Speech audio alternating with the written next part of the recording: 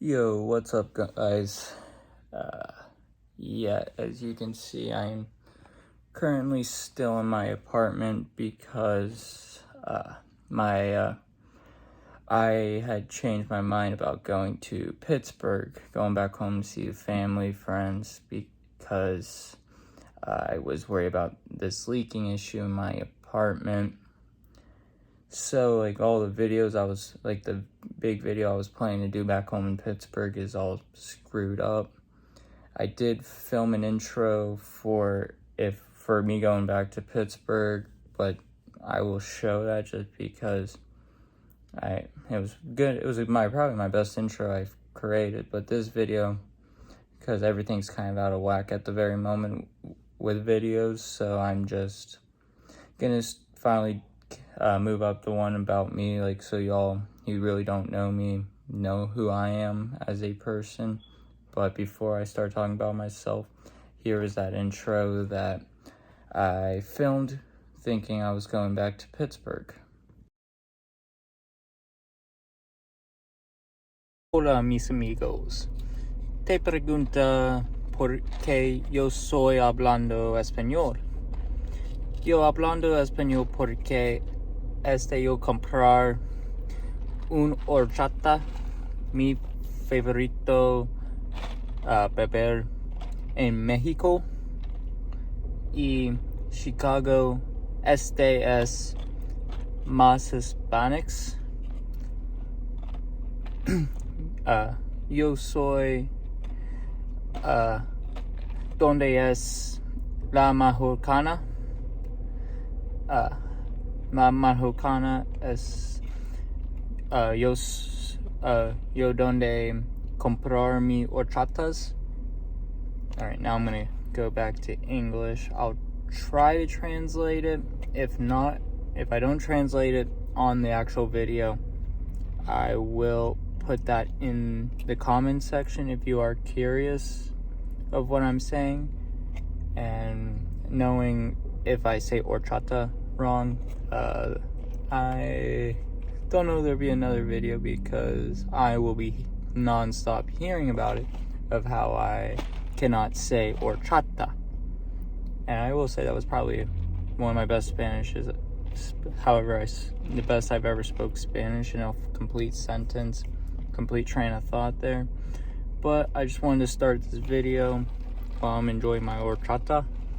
I'm gonna head home, shower, get ready, and probably get some rest because I will be catching up with you guys tomorrow. It could be either on the road or as soon as I get back to Pittsburgh, but I will be leaving around 5 a.m. in the morning. So I will need to get home, get some rest, clean up, shower, and get ready for the morning.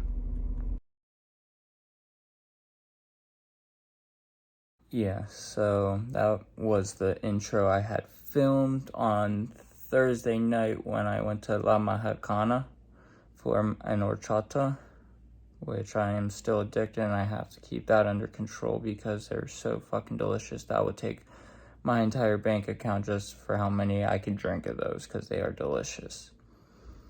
So I'm doing this video as a background of who I am, because when I start getting more deeper into stories, you have the basis right now of what was going on.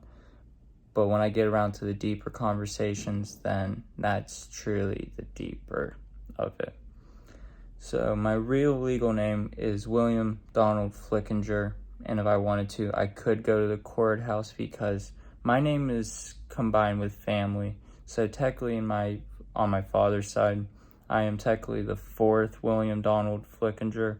So even though it wasn't in a row, I can legally go to the courthouse and change my name legally to William Donald Flickinger IV. Born September 23rd, 2002, to Jeff and Melanie Flickinger, and that relationship with them is not good at all. And when I do that video about how everything went down, why now I currently live in the suburbs of Chicago, Illinois, then still being in Pittsburgh, or when I moved out, being in like areas around where my house was, or even like Ohio, West Virginia. Definitely not New York. I was too broke to even consider New York. That would be bad on my pockets. Things to know about me is sports are my life. They've always been my life. I'm obsessed. Die-hard Cleveland fan. All three teams, the Browns, the Cavs, and however you want to go by it. I still go by Indians because, like, even all the people I've talked to, even when I posted that video when I was at the White Sox when they were playing the White Sox for that doubleheader, and I was just curious because I was asking a lot of people who are White Sox fans because they're a division rival, how they still go by it. And a lot of people still go by Indians because that's just how it is. It's the Indians for us. Even true loyal Cleveland fans I meet, like a lot of people, because it was packed with us, visiting fans. Packed. It wasn't many stuff that said Guardians on it. It was either Indians, Chief Wahoo. We are still loyal to that. And then for the weird one, and this will be, when I explain hockey, it's a deep, weird, how everything with hockey was for me. But a Columbus Blue Jackets fan, because I stick with the OHIO. Even though college-wise I hate, with a passion, I hate Ohio State like they're the Steelers. And I'm a loyal Penn State fan. It's all family ties, so. But even to this day, when I played football, basketball, and baseball my whole life, those were always my three sports. Even not playing anymore, it's still my life because I want to become an official. I want to be around the game as much as I can. I just love it. That's why I've gone to Milwaukee for a baseball game. I've gone to Wrigley, and you saw that video if you watched it. If you haven't, go back and watch it. So it's like, it's just my DNA. I want to be at games. I want to still be around the sport any way I can. Things I do, if I, even like outside of work, which I'm still looking for a job, and it's ridiculous for me, but I play video games, and then I collect sports jerseys because that's why I'm currently wearing my San Jose Sharks jersey, because like I'm a diehard Jackets fan. The team, like any team that's not Cleveland/Columbus, and I'm wearing them, it's just because I just love the looks. That's why I collect jerseys and not hats, because there's just something about jersey styles, colors that easily can top hats. And so for my birthday, and with hockey jerseys, because it helps easily finish the collection more, is if it's not a Columbus team jersey, because I still need a home and away version of Columbus, I will not do a player, because it saves about $50 for a hockey jersey if you do not get a name on it, because my San Jose, my Vegas, my Chicago Blackhawks, my Seattle Kraken, they all don't have a name on it. Just my Columbus jersey does, which, of course, it was on the wrong time. It came in the day of my birthday, and then I had it through that year. That wasn't looking dumb, but I ended up buying a Nick Foligno alternate, and of course, that next season, he ended up leaving. I don't even remember where he went to, but yeah, it didn't pay off well. And probably more deeper things is about me. I don't have a good relationship with my parents. So if I was back in Pittsburgh, I would only met with my brother to get the rest of my stuff I want. But I would have tried to have been avoiding seeing them as much as I could. I only have my eye on one person. I am currently single, but I'll keep my eye on only one person, because no one will make me as happy. I know it, and I'm stubborn. Like, I'm a stubborn a-hole sometimes, but I get that from my father. But the difference is, I use that stubbornness different than he does. I use it for better. I use it to keep striving for what I want, even if it's unachievable. I know how to just keep focused, because my life has never been, I've never really spent my life happy, because living in Pittsburgh, being a Cleveland fan, I spent most of my time fighting, defending myself. It hurt a lot, like, because I felt backstabbed, like, all the time. I felt it. It felt like that all the time. It was constantly, I was sticking up for myself. And it was just, yeah, it was not a good time. And then 2020 hit. I was suffering a lot mentally. I was messed up. I wasn't good at all. And even to this day, like, I had 10 months from October of 2020 to August of 2021. I was actually happy in my life. I found that happiness. And every day since then, it eats me up inside. I've had suicidal thoughts. I was not good mentally, and I still occasionally can be bad, because I've broken a mirror since I moved out here. Things I see kill me inside. So it's like, but if I went away, if I took a girl on a date, I'm already wasting money, because I'm just gonna be like, what the fuck am I doing here? Yeah, that'll probably be the only time I'm gonna curse on this channel. But it's like, what am I doing here? Why am I wasting my money? Because every date would be a waste of money. The engagement, a massive waste of money. Wedding, huge waste of money, because I'm probably gonna end up just saying no on the, I would just be saying no at the aisle, or I'm gonna end up losing half my money in a divorce, because no matter what stage you'll get, I just will be miserable. And it's not being so stubborn that I'm purposely gonna make myself miserable. It's not that. It's just, that's how I know I am. I've always known who I was, a lot younger than everybody.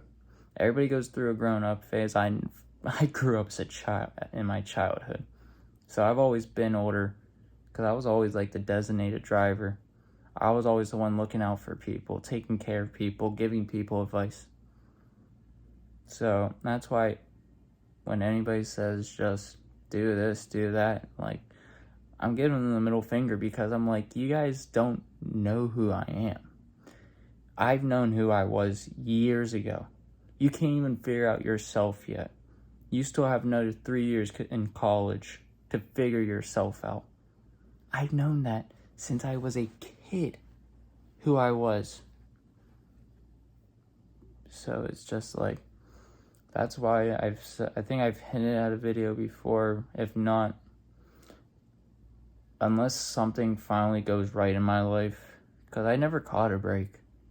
I was always fighting for myself, always fighting with my parents. It was always this, that, and that.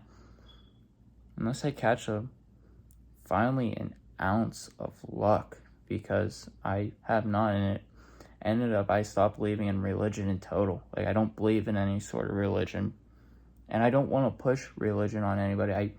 It drives me insane when people say, why don't you go to church? Like, why don't you do this? I'm like, one, that's against the First Amendment. Freedom of religion. So, like, don't say that. Why don't there's better things to say than saying something that you're kind of infringing on the First Amendment right. And it's like, it drives me insane. Like, I stopped believing in it for a reason. There's reasons why I stopped. So stop telling me to go somewhere that's just, I'm going to be all pissy because I don't want to be somewhere. This is the great thing. I'm about to be 20 in a month. And if you want to send me more jerseys to help me with my collection, hit me up for my address. I would love it. But don't get me a few teams. Don't get me Ravens, Steelers, Bengals, Penguins, and Bulls. Those 5 teams, I would probably end up burning it, because I can't stand them at all. But back to the point being, it's just like, I'm 20, I've known who I was. I'm almost 20. I'm 19 years old. I'm 19 who's already moved out of his house, living 3 states away from the rest of his family. So if I don't go now, then just stop pushing it. And like, I know I'm going to probably end up leaving this on a bad topic, but I feel like somebody like me needs to start saying this. I'm a moderate, like, in politics, like, I'm a moderate. I see both sides. I see it. Yeah, I might be registered as a Republican, but it's like, the media sucks at us moderates who want to have a conversation with both sides of the aisle, who can see things on each side. The only thing we just don't ever see is these radicals. It doesn't matter if you're a far-right Republican, like conservative, or you're a far-left liberal. It doesn't matter to us. Like, once we start seeing that, that's when we know you're kind of insane. Like, all right, there's really no conversation we can have. It's like they truly are stuck to their values.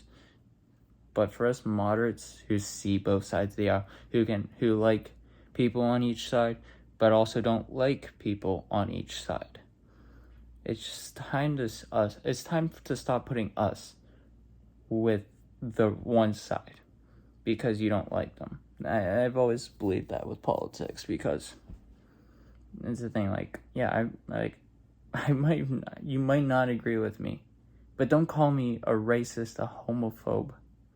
Don't call me all of that because I won't agree with something. That's the point of this great country. What made this country beautiful, what we fought to get rid of. When we were under England, we couldn't disagree with the king or the queen. We couldn't. We weren't allowed. But once we were free in 1776, it was like, that's what made us beautiful. We can disagree, but there's no problem. We're not going to be stuck in jail. But until we can, us as a country, can finally just start being more open-minded, not just be like, and we can stop attacking each other for everything we don't like, then I think this country can truly heal. But we have a media, we have a government that constantly are attacking, using each other to get what they want. It's never going to happen. And what we built for over 200 years, just like that, is gone. But that's the only thing I'm really going to say about politics. And if I ever talk about politics, then there's got to be something big that has just happened. And that would probably be the only time I bring that up. But that's who I am. Now you kind of know some bases around me. So whenever I start telling stories about my life and truly getting deeper, now you truly know. Like, you already have a basis. Thank you for watching. Like, subscribe, spread this to your family, your friends. Just pass this. Let's still keep creating a true big movement, being real with everyone, because we need to all start being real. All right, until next time, wearing this beautiful shark. Peace.